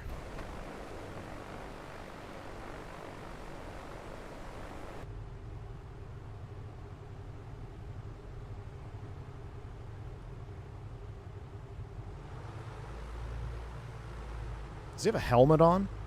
No, he's a hat on.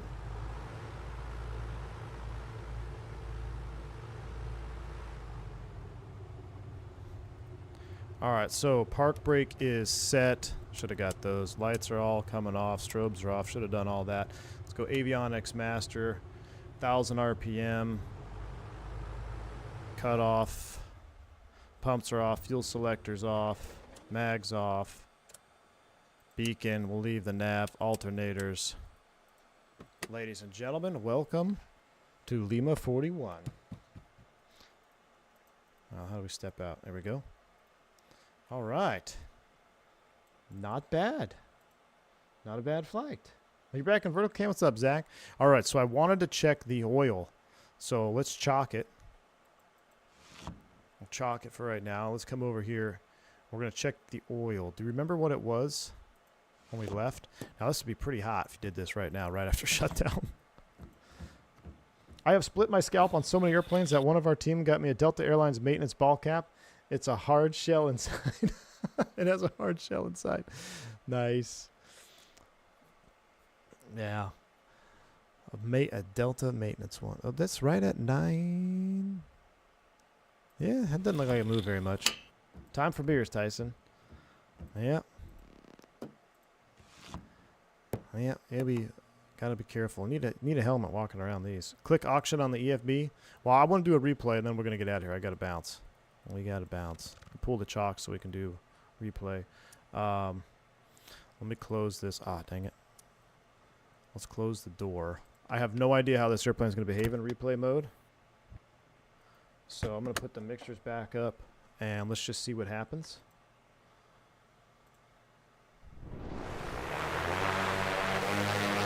Seems to be working. Fuel selector's on.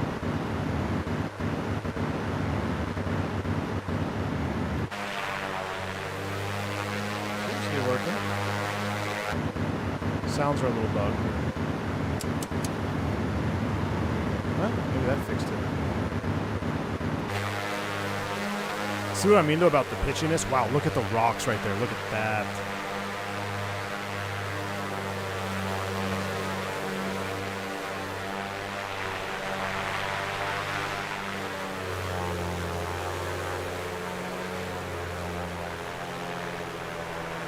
A little bit of a hop. Yeah, it's just so twitchy. So twitchy in the full configuration there. All right. Let me review the stats. Doesn't give me a vertical speed. Let me see. Oh yeah, 121 feet per minute. 121 according to that thing. All right. That's it. Do I own an airplane? No, I do not own an airplane. I have a boat. Alright, sounds are super interesting, so I'm going to turn them down. Sails coming up. I'm out of here. I'll let y'all enjoy the scenery. Sweet little airport, though. We might have to take the Dukes in or out of here at some point. So I appreciate y'all hanging out with me on the last-minute GA stream. Actually had a pretty good turnout for GA, so this one was fun. I'm glad we gave it a fair shake. I'm probably going to hangar this airplane for a little while, at least until it exits early access, I would guess. See what kind of finishing touches they put on this bird. But it definitely has potential. The TLDR for the whole stream, in my opinion, I still prefer the Dukes, but they're obviously a much more refined product than this is right now. So we'll see. We'll let a couple updates. We'll let it exit early access, and then we'll check it out again. I do love having an Aerostar, though. I welcome all twin random prop aircraft. I think it's pretty sweet. Two blinders get a little boring, especially if they only have 2 engines. So enjoy the touchdown. I'll see you guys on the next one. Keep your notifications on. We might do Interjet A321neo FS Labs this evening. So I'll catch you on the next one. Stay safe, stay healthy. I'm V1. Soup.